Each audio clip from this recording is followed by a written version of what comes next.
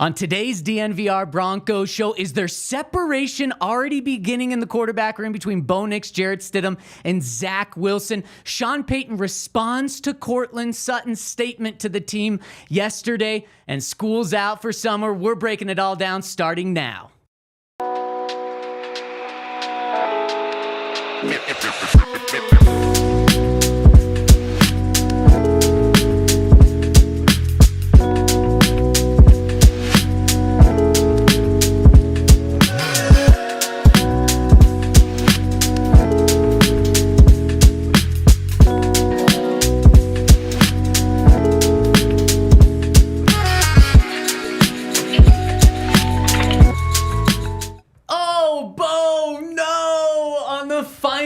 Mandatory minicamp.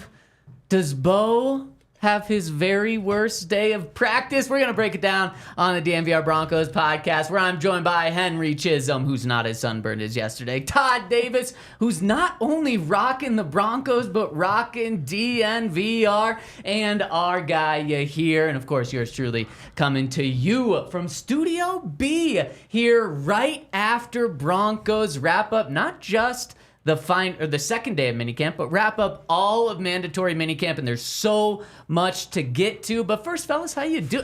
Todd, you've even got the Super Bowl ring. Yeah, it's feeling like that kind of day. You just want to flex on me or what? No, you make me feel pretty small. I always bring it out for charity stuff, and so with Healthy Swings tonight, I did not want to leave home without it, so I was like, let's put it on my finger. And I was going to leave it in my car, and I was like, I definitely am not going to do that. Well, especially because Henry already pointed out which car is yours. On yesterday's show. Come on, if somebody took a lap around, they would probably guess which one it is. Exactly. Yeah. What are you doing for the charity tonight, Zach? What am I doing? He's bringing his ring. I'm doing a show from Coors Field with, I thought, both of you, but wait, I'm definitely going to be doing it with Pat Surtain. I'm going to be doing it with maybe Courtland Sutton. Oh. We're going to have a big show. The lineup's actually kind of changed a little bit on who's going to be there tonight. Baron Browning is going to be there. We've got Jaleel McLaughlin, Jonathan Cooper, and a couple of others that we'll tease later on in the show. We're going to be there. That show is starting in 3.5 hours. And we just started this show, so we better dive in to what happened at today's practice. And of course, the Bo Show. Henry, what happened today? The quarterbacks. Well, the big news is that Bo Nix threw an interception. Oh, no. Yeah. It is, yeah. Here's what happened. So there were a lot of blitzes today. This was just like a zero blitz, man coverage. It's Michael Bandy against Levi Wallace. Bo is not Michael Bandy. It was not Are you Michael talking Bandy? about 7-on-7? The interception. Oh, the interception. No, that wasn't Bandy, was it? Good thing that was Levi Wallace, though. It was Levi Wallace who tipped it up in the air. Wallace, yeah. Oh, I'm mixing up my plays. Oh, my goodness. Okay, so I'll just take over. You go ahead. I'm just stepping in. You know, someone got hurt, and I'm stepping in here. So it's 7-on-7. So Todd, I'm going to ask you, can I downplay it a little bit because it's 7-on-7? I typically put more weight in training camp in the offseason on team periods. 7-on-7 still important because they do it. We're allowed to watch. We're allowed to report on what happened. So definitely something worth noting, but it is important, I think, to note that it was 7-on-7 and not in team. Is that fair? Yeah. 7-on-7 is usually easier, though. Exactly. Fair. So that's a fair thing to throw in, too. I have Bandy. It wasn't Bandy. Promise you that. It was... We all had Bandy. Bo Nix's former teammate, Troy Franklin. Rocking in the slot. At least that's what I had. Huh. And... so we're going to show some B-roll. There will be no interceptions on this one. That is Bandy right there, but that is not that pass. I believed it was Troy Franklin working from the slot, and he just does like a little 5, 6, 7-yard hook in the middle of the field, and Levi Wallace is all over him in coverage. Number 39, smothering coverage. Bo tries to fit a dart in there, like we saw yesterday, how he was throwing the ball really fast and quick. He throws it. Levi Wallace is there, breaks it up where the ball just pops in the air right behind Levi Wallace. Levi Wallace catches it, interception. Yeah. So it's like a curl, man coverage, and the thing about that is you don't really get to wait and see if it's going to be open. You kind of have to trust the receiver to get a little bit of separation and catch the ball. So the fact that a cornerback got there, it got tipped away. To me, it's just the cornerback outplaying the receiver. I don't. I'm not worried about it. No, and it's not a massive mistake, No. but if a guy is in perfect coverage, you probably don't throw there. Like, even if it's the wide receiver's responsibility to get open on a play, like it is every single play, it's also the quarterback's responsibility to not throw to a guy that is completely draped in cover. Like, it was even hard to see who the receiver was because Levi Wallace, number 39, was all over him. And typically, that's not a play that's going to get picked because it's one where if it gets batted down, ball's going to hit the ground, but just somehow this one popped up in the air. So not a huge... This was Bo Nix's first interception. Yeah. We've watched 5 practices, so it's not a massive deal at all, but I would put responsibility on the receiver. I would put it on the quarterback, and honestly, it was just an awesome play by Levi Wallace to be in perfect coverage, to have the pass break up, and then to catch it as well. Yeah, I think it's not a big deal, but I think it's also important that he did try it. I think, being a rookie quarterback, you got to see what you can do at this level and what you can't do. Maybe in the past he's been able to zip a ball in there and it worked because of the speed of the game, but now he knows, I probably shouldn't throw that one if it looks like even on a curl, because for a quarterback you think that the DB literally has to come through the wide receiver to make a play on the ball. Right. But you realize that sometimes even that could be not as good of a situation for you. So take some chances. I actually want to see him take some more so that he knows where to go with the football and what can really work for him. Yeah, I think again, like I don't have an issue with the decision. I don't have an issue with the throw. Like, I guess it might have been a little bit high. I couldn't tell, but I think it was fine. But that to me, like when it's just man coverage, nobody has any help anywhere. You there are curls across the field. You just pick your matchup, and maybe that was the wrong matchup is probably what we learned. You don't throw at Levi Wallace. Maybe you had Court run it against somebody else, but it feels like on those curl routes, you're kind of throwing blind anyway. Like there's times it's open, but you can't wait to see if he's going to be open on the break because otherwise it's getting picked off regardless, So like that's one where I'm not worried about it. I just have an extremely... I mean, it was perfect coverage. So I'm more so saying this to give credit to Levi Wallace. There's no way across the field there was that perfect. I have to imagine Levi Wallace was in the tightest coverage of anyone. So I do disagree with you. I think if someone is that covered, there's got to be someone else that's not as covered. Don't put the ball in harm's way. But as we said, not a massive mistake. It's his first interception in the 5 practices that have been open to the Broncos. But it was also Bo's worst day on top of that. There were no other interceptions, no other balls that really should have been picked off. But I was shocked to see Bo Nix have so many inaccurate passes. Now, a lot of them were caught. Nate Adkins had a really good catch about 30 yards downfield. The ball was thrown really behind him from Bo Nix, but he adjusted to it really well, but still a completion. So on a stat sheet, the quarterback gets credit for that. But then as practice went on, there were a couple of incompletions where Bo just sailed it over a receiver, or put it too low, put it behind him. And it's just something that we have not seen from Bo Nix, and that's not something we're used to seeing. We've seen it for last year. He set the completion percentage record because he is so accurate with the football. In the first 4 practices we saw this offseason, Bo was so accurate with the football. So just an off day from him, but we are at practice, so we can report and tell you guys what we saw. And to me, this was by far the worst day from Bo Nix, but it wasn't like, in the grand scheme of things, it was not an awful, terrible day, which I think is good. I think his floor, especially for a rookie, is pretty darn high. Like, it's not... Well, when it gets really concerning is when a rookie, or any quarterback, but specifically a rookie quarterback, is throwing 2 or 3 interceptions a day, which we've seen in practice, and then maybe 1 or 2 that should have been picked off, but it went through a defender's hands or was tipped or something like that, so it forced it. We're not seeing that. We're just seeing an off day from Bo.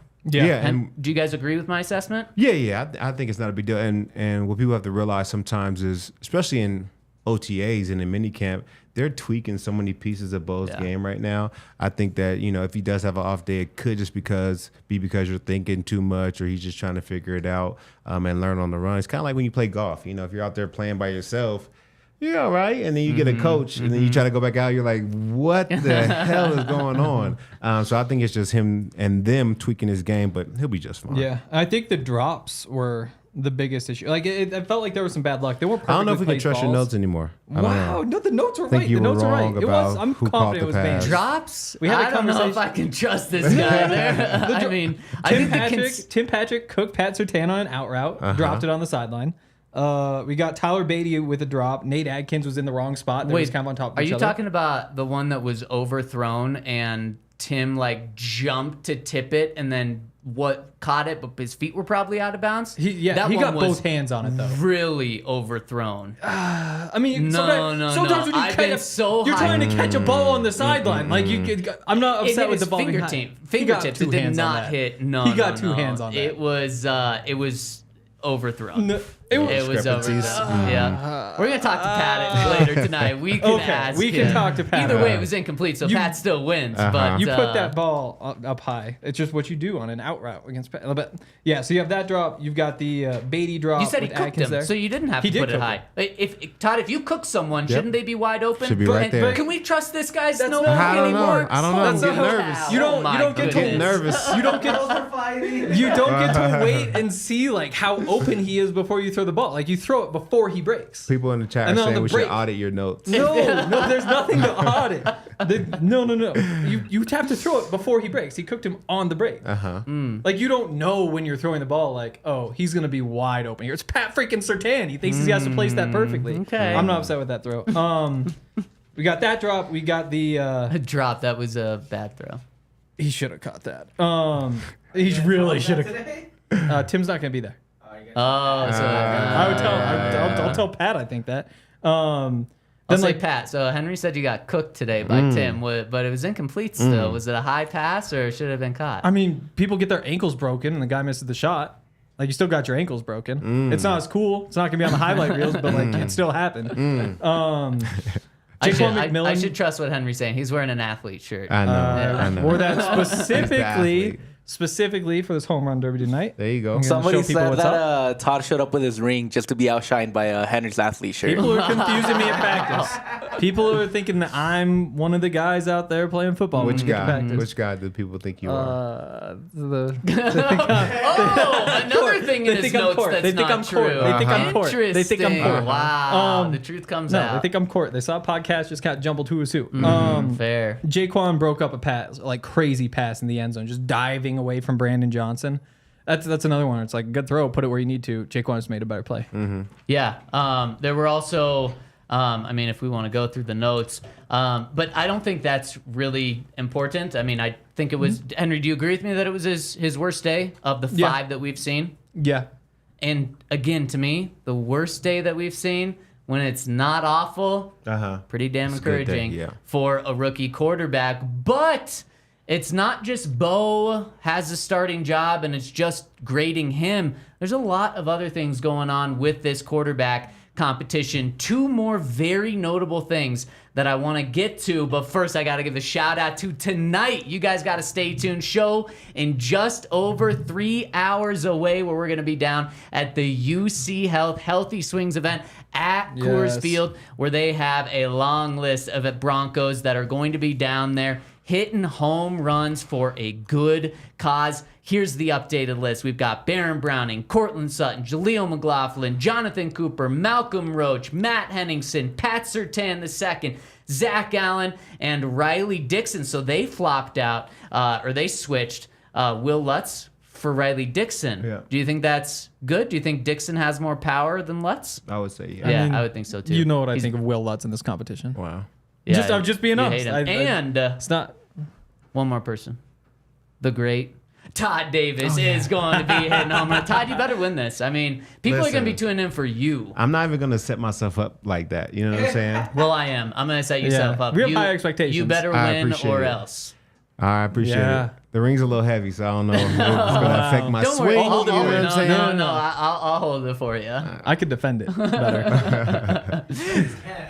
So you're going to want to make sure to stay tuned to our channel. We're going live on YouTube 6:30 tonight, where I just mentioned all those players. They're going to be hanging around. We're going to get some of them on the show. We're going to try to get as many of them as possible, but I think we've got a connection with the best player on that list, and I think we're going to be able to get it done. He's right with here. Pat Surtain. Yeah, exactly. There you go. And He's Pat gonna win. Surtain on the show tonight at Only one 6:30. with the Join ring. DNVR and UC Health live online with us 6:30 tonight for Healthy Swings. It's going to be fun, community competition, and supporting a great cause with Next Chapter, which is a fantastic organization that supports veterans and their families. Also, shout out to Toyota.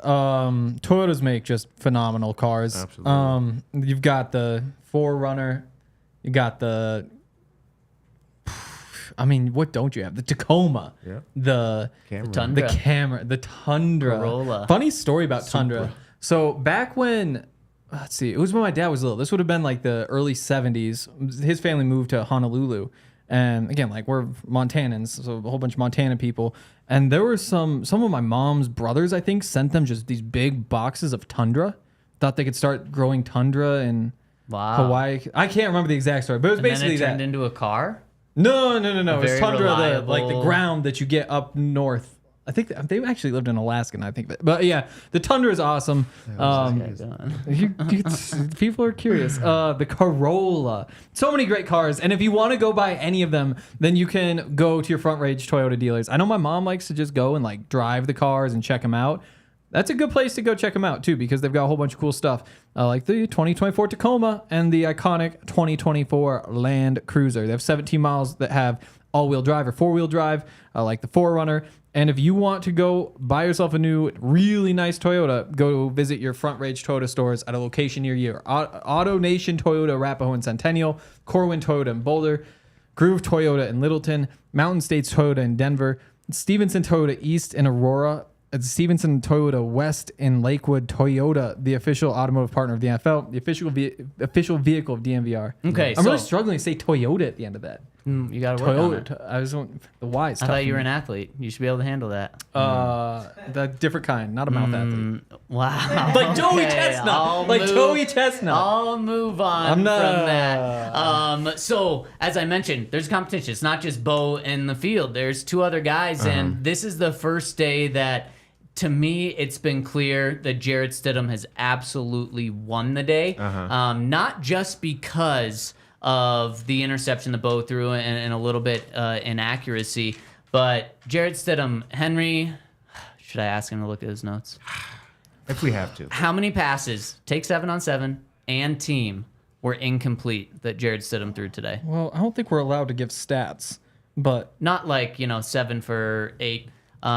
You can be vague in this. Not a single pass hit the ground from Jarrett Stidham today. Yesterday, he and Bo Nix each only had one pass that hit the ground. Then Jarrett Stidham follows that up with no passes hitting the ground. He was as sharp as can be, and we just continue to see Jarrett Stidham be really sharp, and it's something that was very noticeable today. And obviously, I've come on this show, I think that Bo Nix should be the starter. I still think Bo Nix will be the starter, but I'm not standing out there for 2.5 hours in 95 degrees to just completely ignore what I see. And today I saw Bo Nix struggle a little bit and Jarrett Stidham be just right on the money. Now, again, today they're not throwing 50-yard passes, but they were working the middle of the field. And in the very final period of practice, Zack Wilson, Jarrett Stidham, and Bo Nix each had an opportunity in the red zone. From about the 20-yard line, moving in, Bo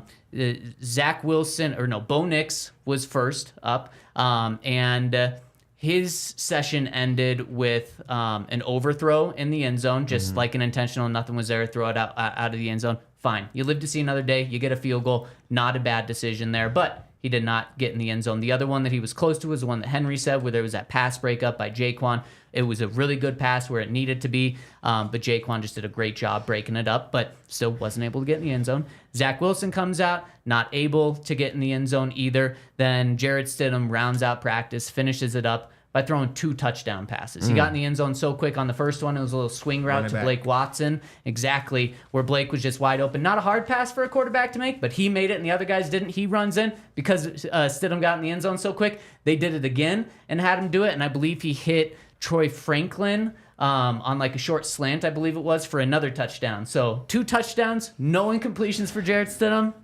Yeah, it's a pretty damn good day. Yeah, I have Go ahead. one One incompletion. Will Jordan, 7-on-7s, big old dig from the slot. Jarrett Stidham put the ball out in front of him a little too far. Incomplete, hit the ground. What do you have to say? I'll be the judge in this. Let's defense. see where I am. No, you're right. Overthrow to Lil Jordan. So 1 and 7-on-7. So I guess it was. Those notes were right, huh? God, Make sure- My notes were wrong. Might have My to- eyes were wrong. Just skimming right now. Might have Yeah. to go back and rewatch the podcast with a little bit different view is all I'd say. Wow. Maybe. No, it's the exact same feeling coming away from this though. One overthrow in 7-on-7s where he's 9 of 10 otherwise with 2 touchdowns at the end.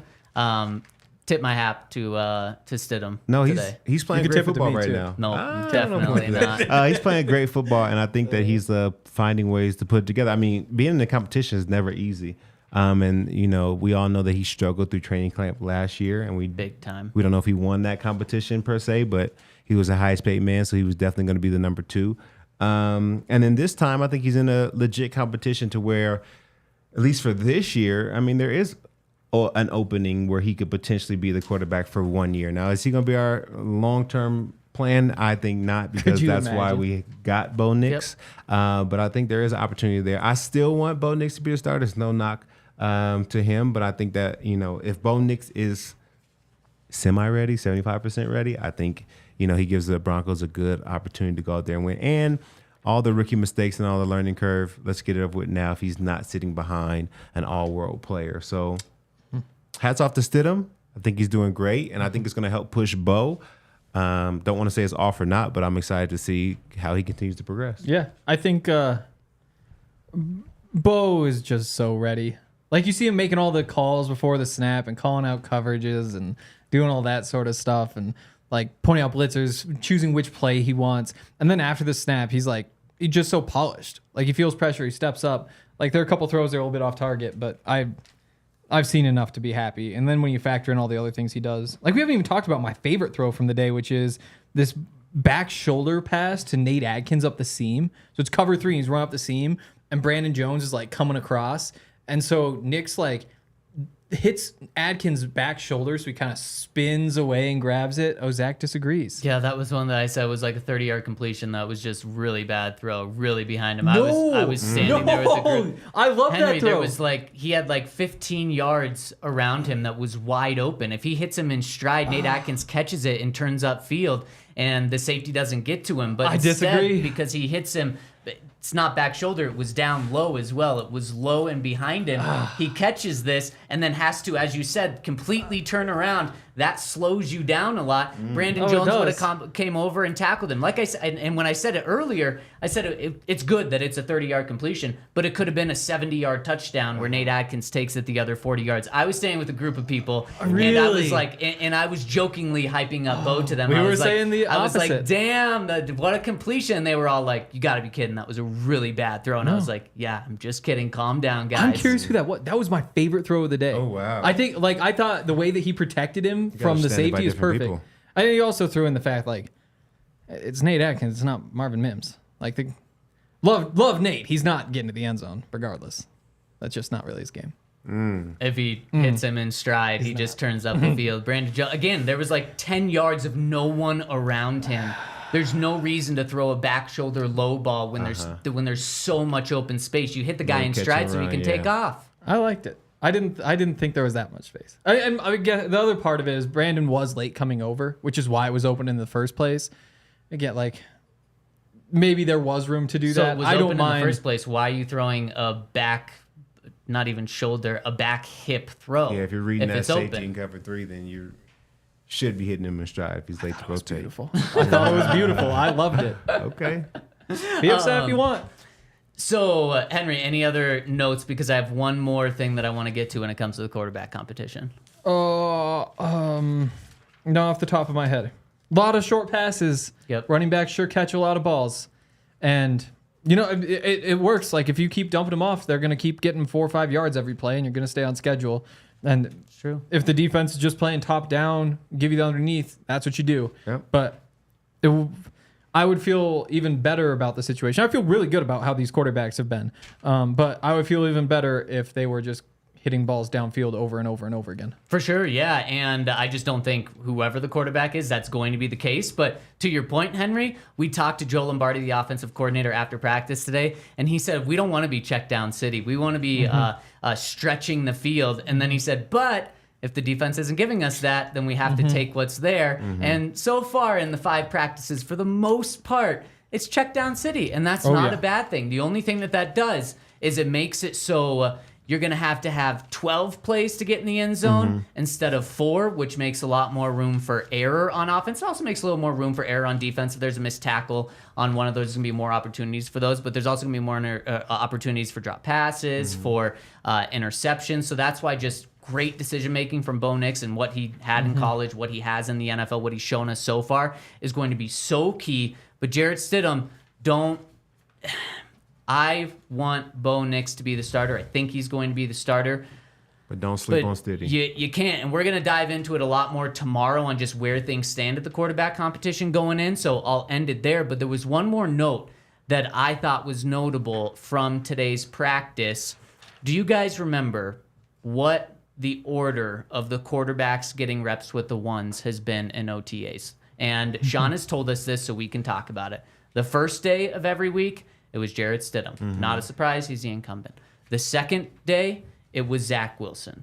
The third day, so we've never seen Zack Wilson with the ones because we've never been there on that second day. We're always there on the third day when it's Bo Nix. And no, maybe we did see one day with Zack Wilson, but regardless, it's been we did. Bo Nix, Zack Wilson. No, it's been Jarrett Stidham, Zack Wilson, Bo Nix. Yesterday was the first week of the practice. Who would that have been? Jarrett Stidham. Jarrett Stidham. It was. Today, second practice. Who should it have been? Not Bo Nix. Not Bo Nix. That's exactly right. And it was Bo Nix. Yep. So that's what I've been told is Sean Payton doesn't do anything on accident. And Sean Payton has really tried to downplay this quarterback competition in OTAs. He said it's only going to matter once training camp comes around. This is something that stood out to me, though. If he's already kind of putting it there, plus we've seen that clearly this is a competition between Bo Nix and Jarrett Stidham, and now we're seeing, especially with only 2 days of practice this week, that the two guys that are getting those first team reps are Jarrett Stidham and Bo Nix. I think we're seeing it already. Yeah, I agree. And especially if they knew they were canceling tomorrow. Exactly. I mean, they want to see him get his reps, especially with the first team. It's not worth going into a whole nother offseason, and he was supposed to get reps with the ones that he didn't get. So it makes sense, and it's a competition. I don't know. I think it's hard because competition means like we both are coming in with equal footing, and we're about to battle this thing out. I mean, this is a people raced Usain Bolt. That was a competition. You know? But it was equal like footing, though. They Like, did it's like start from the equal same footing. place. Okay, It's like in that's true. Gladiator, like if one gladiator is free and the other one's tied to like a big ball, you know what I'm saying, with a chain on it. Like It's a competition. it's a competition technically, but you know, Tied to a ball. you know. It's the free one like on loses. your ankle. Okay. Yeah, on your ankle, yeah. Did you ever have like sometimes people play like rock, paper, scissors for like who gets this snap or like that sort of thing? Oh, nobody's taking my snaps. Not even if it's like rock, paper, that you've never seen rock, paper, scissors for like anything in the NFL. Because I feel like that happens in college. Like who gets to return this? Who gets to, you know? Henry, Yeah, the no, you're not players taking don't my make snap. these decisions. I mean, You're but- out at practice every single Well, day. yeah. There's a coach that is saying next play 39 Oh. replaces 31, 44 Oh, in yeah. for 32. They're not going rock paper scissors on the sideline to see who gets the next Well, play. not on the sideline. What but are you talking But about? that morning, you could go into the meeting and be like, "Hey, we've only got one practice. Like, you guys can rock paper scissors for it." If an NFL coach You don't think so? No says- chance. No. I don't think it's likely, but I think there's a chance. I'm not letting anybody get my reps, period. So Would a even- coach ever let that happen? Oh, I'm not going to decide who goes in. You guys just rock paper scissors. Yeah, In maybe. the Yeah, NFL? I don't think I so. feel like that's a No. thing. I feel like that's a thing. No. I don't Okay, think so. let me. You Okay. don't have that in your notes. You don't have the notes. Well, I wasn't in the meeting. I'm just So saying, you're- like, so you're saying you think Bo Nix and not Stiddy, but Zach Wilson. Zach Wilson, rock paper scissors, and Zach Wilson lost today. I don't think so, but I think that I mean, if it's not just like Bo Nix just passed Zack Wilson, it would be something like that.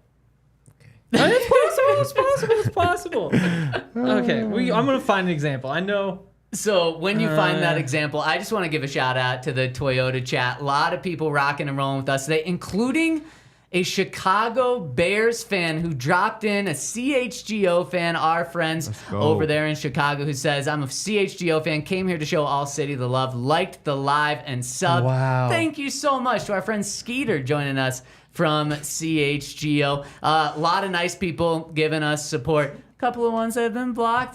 Sorry about that. Actually, not sorry about that. Be nice, and you'll be able to stay in the chat. And I also want to give a shout out to our friends over at.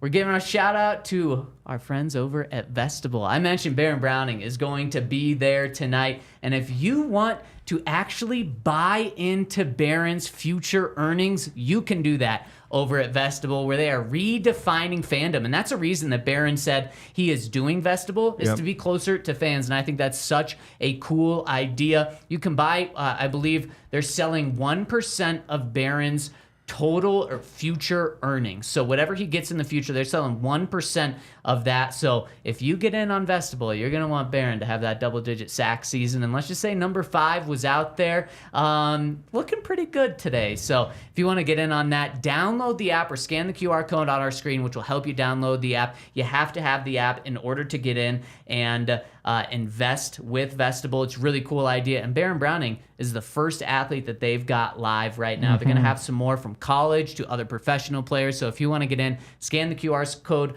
on the screen. Baron's IPO is live right now, and shares are available for purchase. But because they're only doing 1% of its future earnings, there are limited shares. So go to the App Store and download the Vestibule app and invest now. Shout out to our friends over at Coors Light, the only beer that is made to chill.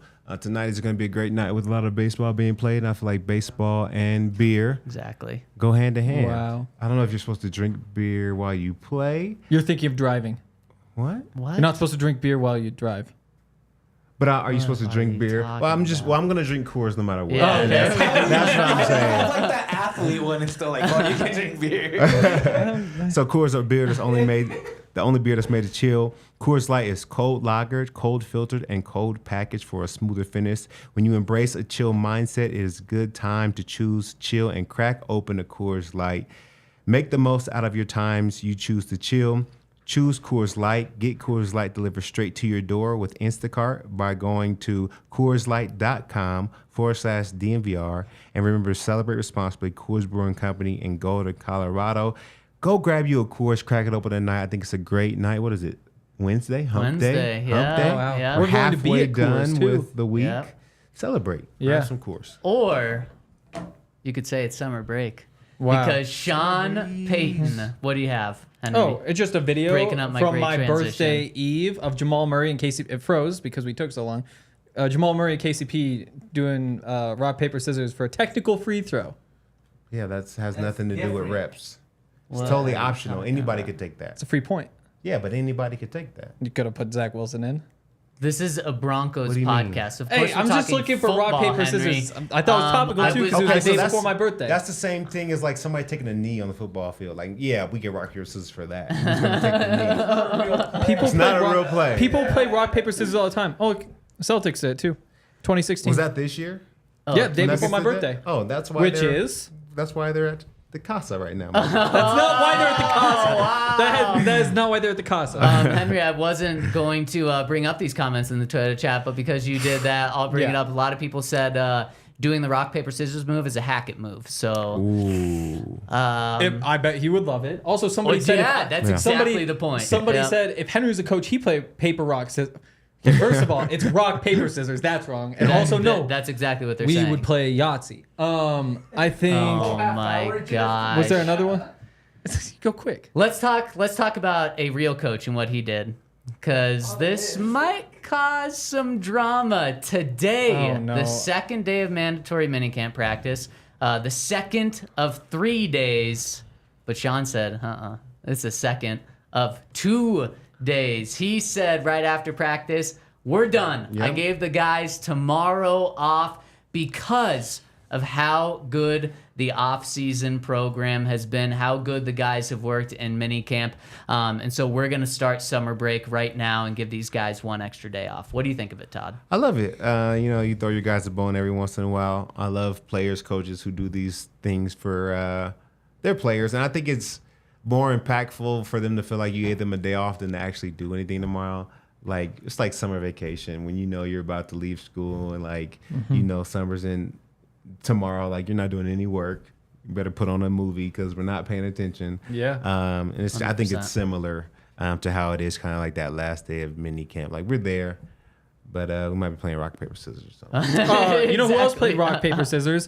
Jerry Jeudy and Henry. Is that Devontae Smith or Henry Ruggs? One of those two to decide who got to run the route that resulted in a touchdown, Alabama. But also, would you rather? So you're talking college. You're talking about college. You just keep bringing up like irrelevant examples. We're getting closer. Would you rather have an off day or a field day? Off day. Are you kidding me? It's not even close. Yeah, I think want to. I think you guys take that for granted. What? Take what? I would love to be invited to a field day. Yeah, not when you've been there for 5 weeks. No, I just think that should be appreciated more from. Field days are awesome. Exactly. Is it better than an off day? Absolutely not. A field day would have been better if I had than an off day, practice I'd try to find a field day. A field day would have been better than practice today, but it's not worth coming in tomorrow. No. I'm with Todd on this one. And so, Todd, to your point, I feel like at least my last days of school were always half days.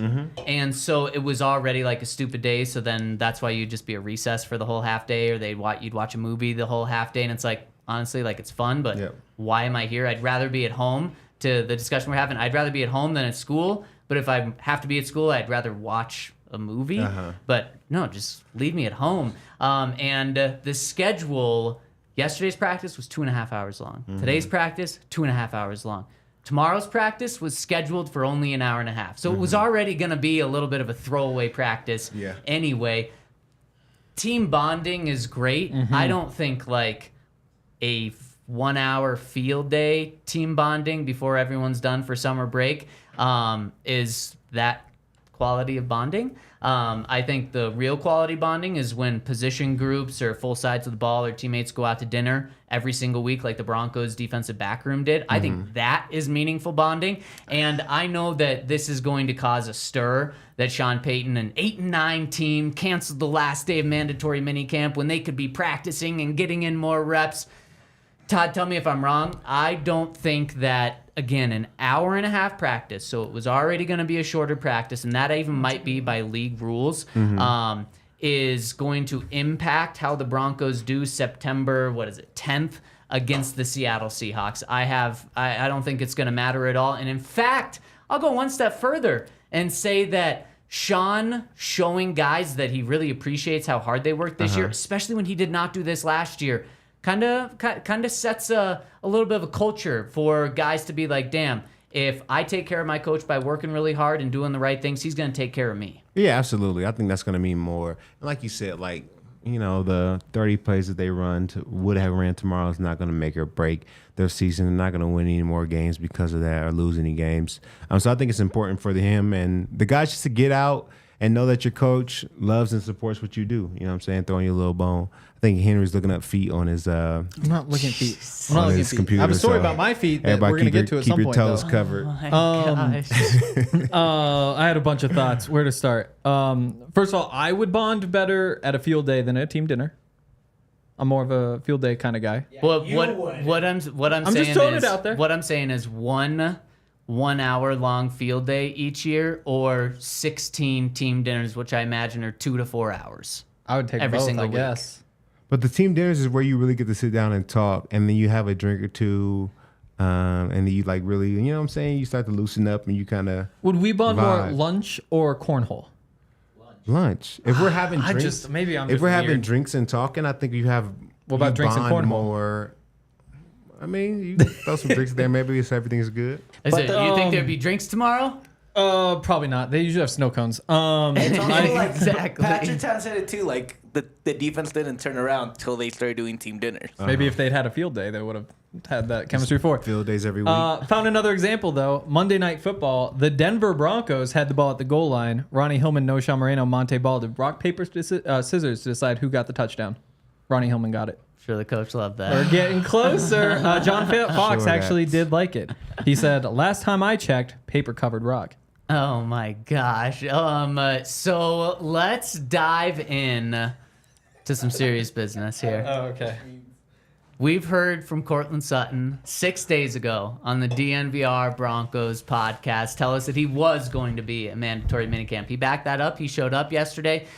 Did just barely anything on the practice field. Ran two routes just in drills among air. No quarterbacks throwing him the ball. Then he went off to do conditioning on the side. Sean said that that's how we're going to bring him up. We're going to work him in slowly. Today he did more. He did more individual drills, and then he did catch passes from Bo Nix, Jarrett Stidham, and Zack Wilson during just routes on air. So no defense, no 7-on-7, but he did do a little more.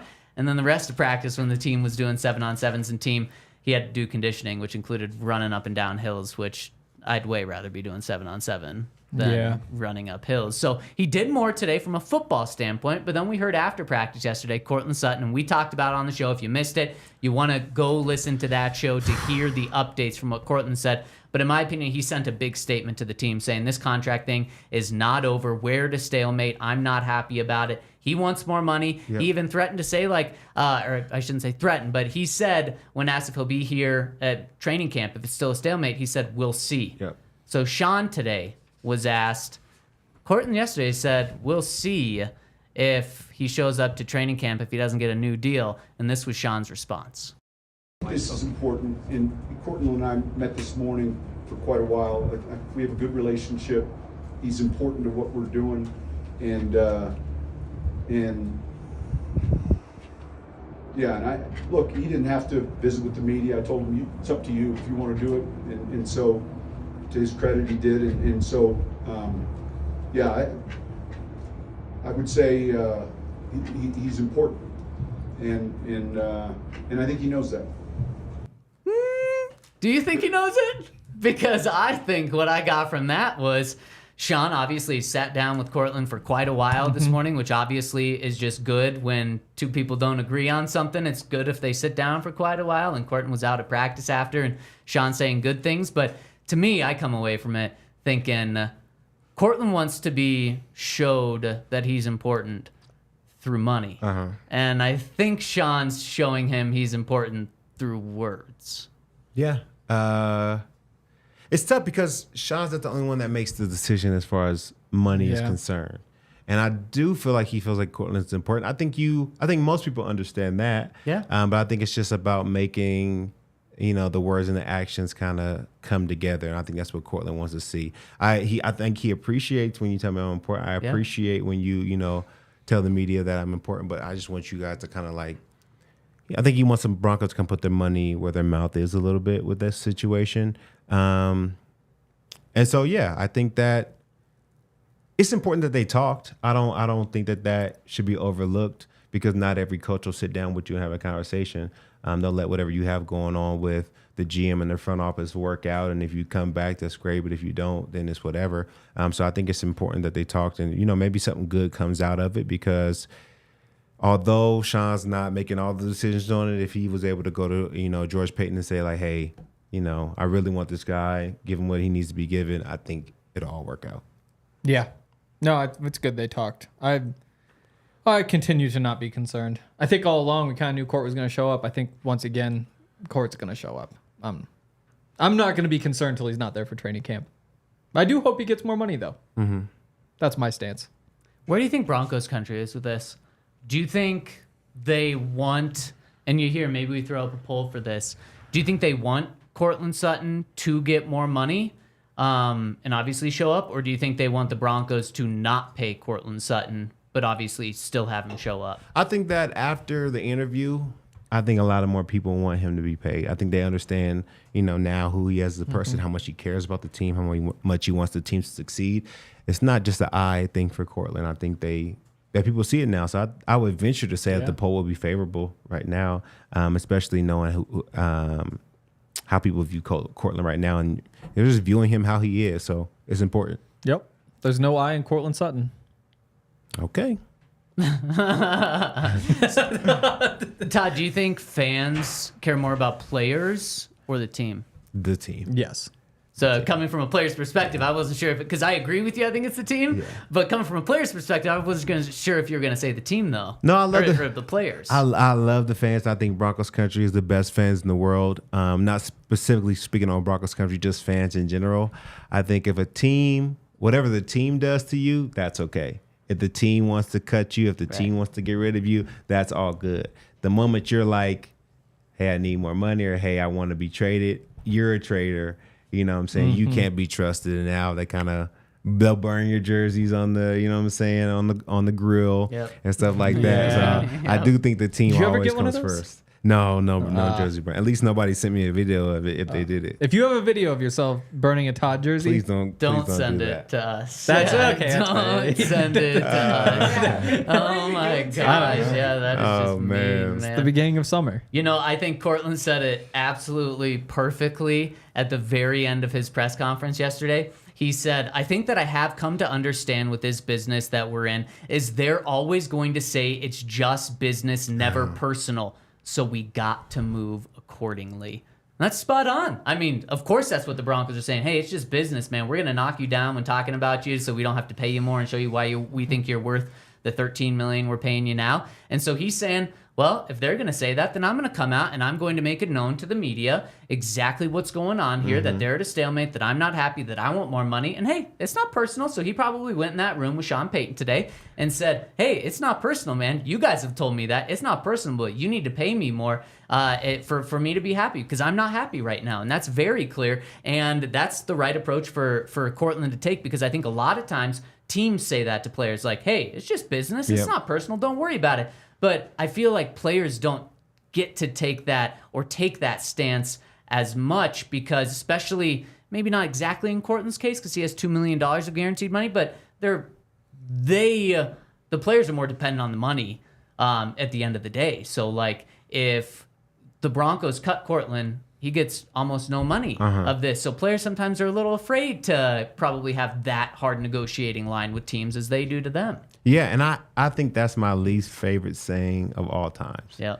Because you can't say business is not personal. You're doing business with me in a certain manner, so it is personal. Now, if you gave everybody the same contract, everybody the same terms, everybody the same incentives, okay, it's business. Right. But you don't. Right. You know what I'm saying? So business is always personal. I don't like when people trying to tell me that. So I just hate that phrase, I guess I'm saying. I mean, I think players, hate that phrase, and I totally understand why. So I guess the only way that it's not personal is those rookie contracts now, outside of undrafted guys, because they're pretty much slotted. Yeah. So that actually isn't personal. That's the NFL. But then everything after, it is personal because you're beating me down when talking about why I don't deserve more money or something like that. For sure. A lot of hospital balls from Jarrett Stidham today. It's kind of been a theme throughout. Just like guys putting people in the hospital, like if they exactly, like over and over and over again. You've seen them from Zack Wilson, all the quarterbacks really, because of all the short passes. But the more I think about it, the more I think like, there would have been a lot of big hits if today was a game. Interesting. Yeah, not to change the topic, but completely to change the topic. That's okay though. I was just thinking so about you're saying you're concerned for their you players' health. You just essentially said what Todd hates. Like it's not personal. It's business. That's what you just said in a different way. You said like not to change the subject, but totally to change the subject. Protect the players right now. I don't want to see anybody get hurt. And you think those were coming more from Jarrett? I was just thinking through my notes. I think today it was more Jarrett. I think in general throughout what we've seen, it's been Zack Wilson, but today there were some from Jarrett. Yeah, and to be fair to Zack Wilson, he did not have a turnover today. No. But he had, I believe, the most incompletions on the day. Still just very hit or miss. And when you're a quarterback, you got to be way more hit than miss. And he was... it's not baseball. Yeah, exactly. Yeah, you can't be batting 300 here. So just inconsistencies there, and I do think, like we said earlier, I do think we're seeing Zack not just fall behind in a media's perspective, because I think every single media member has noticed him clearly be number 3. I think we're seeing it from Sean with his actions of having Bo go today instead of Zack. Yeah. Yep. That's stressful. Yeah. Knowing from where he was drafted at to where he is now. I know he's trying to bounce back. I wish the best for him, but stressful. You know what I'm saying? Going through that that time period. But, Also, back-to-back days, Malcolm Roach has batted a ball that Zack Wilson threw. And again, first of all, Malcolm Roach, good football player, we've learned. Flip side of that, beyond making mistakes, Zack Wilson seems like he's just getting really unlucky. Which, again, like when you don't play well, sometimes the bad luck just follows. But it just seems like something bad happens in situations that he is in control. Even when it's out of his control, it's still like something bad finds a way to happen. Bad passes are sometimes part of quarterback's control, though. Yeah. I don't think if we're looking at 5 practices now, it's a pretty damn good sample size. That's why I'm willing to I take this practice from Bo today, and it fits into the equation, but I'm not freaking out and saying that, oh my gosh, he's not good because he had way more incompletions than he has in past practices. But with Zack, when it's like 5 straight practices of nearly the exact same practice, I'm like, I think that's who you are, not you're unlucky or not that we just happen to see those practices. I kind of think that's who he is. Plus, we have a sample size of 33 starts in his career as well. Also true. Yeah, you were giving him that first rounder treatment. Like, yeah, he was. Oh, baby, it's okay. It's all right. Okay. I mean, he's a rookie. Right he's scheme, a you know what I'm rookie. saying? He got unlucky. He has, times. If anything, he's gotten worse so far in the NFL. Like, Sean Payton wasn't going to fix him in a month. And in hindsight, I feel crazy. Not that I thought that it was going to happen, but even the chance that was going to happen, very wrong. Like, he's essentially a rookie. Rookie with even more bad habits. He's like, you wish he was a rookie. It's going to take some time. I mean, the reason the Broncos brought him in is potential, but clearly they knew, especially when they traded less than a 7th-round pick for him, they knew it was going to take some time. Yeah. So this might be a situation. We'll get into this conversation a lot more tomorrow, where what is Zack Wilson's future? Is it with the Broncos? Is it on their practice squad? Is it their 3rd string? Could he win the backup job? And where do things stand with Bo Nix and Jarrett Stidham going into training camp? Because Sean Payton once again said this offseason has just been shaping up to get ready for training camp. So the competition's ready to take off once training camp starts. And I'm curious to see where you guys think this is. And we're going to talk about that tomorrow. But Henry, I see you diving into your notes. What final thoughts do you have? Art Green had a great pass breakup in the end zone, right outside the end zone. Yep. He is really good, and I'm really excited about him. Are you concerned at all that these are happening not with the first team, and we're seeing Riley Moss, Damari Mathis, Levi Wallace make plays with the first team, and we're still seeing Art Green make plays not with the first team? If he makes the roster, then things went very, very well for him. You know, that's kind of the bar for him. Like, he's not going to be a starter. But, I mean, it just over and over again, he's, like, the speed showing up, the length of his arms is showing up. Just, like, over and over again, he's making plays. So I really like that. Also, Michael Bandy, for the most part, playing really well. Maybe even had a great day, depending on whether he was the one who Levi Wallace broke that pass up from. Unless he wears number 16. I don't think it was him. We all had Bandy. We even had like a conversation about how like that is the perfect matchup for Levi Wallace because, you know, he's not like the fastest guy, but he's also like not the biggest guy. So when you have somebody who's even smaller and even short, like that's the guy he should just be dominating because he's a vet and he knows how to handle those things. Turns out that might have been totally off in that whole conversation. I think what you said there's a fair. chance. Troy Franklin's small. Levi Wallace is but big. He's fast. You know, so like with Levi, a guy who like that's kind of been the issue. I wouldn't expect him to press up that much. It worked though. It worked regardless if that was him. Mentioned the Nate Adkins back shoulder thing. Thomas Yasmin, a couple plays again. That's probably good for today. Have you always been a notebook kind of guy? No phone? No? Phone not allowed at practice. Zach is willing to skirt the rules, like get some like inside info, like work some exchanges. I just bring my notebook and pen. I'm standing right next to Broncos PR. You just throw your roster in front of it, hide the phone, boom, there you go. Everybody knows. I follow every rule. I'll write it down. I can flip right through it. Plus, I think the autocorrect has gotten me in the past. So like you type, and then all of a sudden you get to the end and it's like orange. Yellow, and you're just like, what the hell just happened? These I stand by 100% because every single one of them is correct.